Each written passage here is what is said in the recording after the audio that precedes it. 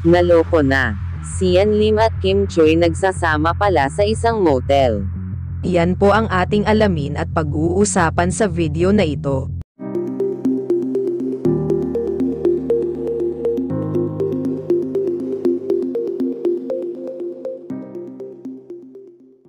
Sa mga naganap nga na hiwalayan ng Kim Chu at Sian Lim ay samot-sari nga na mga komento ang kumakalat ngayon patungkol sa dalawa na ito.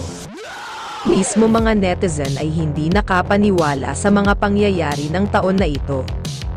Hika nila mukha daw na hiwalayan ngayon ang nagaganap sa mga social media, kaya mismo mga netizen ay natawa lang ito dahil sa mga nagaganap na mga sikat na mga aktres. Mga kapatid, ayon nga sa mga bali-balita ay binura na nga ni Sian Lim ang mga video nila ni Kim Chu sa YouTube channel niya. Kung baga ay ayaw na talaga ni Sian Lim balikan pa si Kim Chu. Mga kapatid, ito pala ang isang naging dahilan kaya naghiwalay ang dalawa na ito.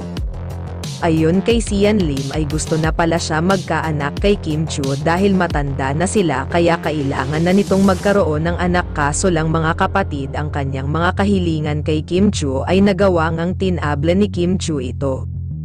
Kaya dito pala nagsimula ang kanilang hiwalayan. Ayon sa chika mga kapatid na sila Kim Chu at Sian Lim ay namataan pala or may nakakita sa kanila na nagsasama pala sa isang motel na kung saan daw ay masaya silang naglalambingan at magkayakapan.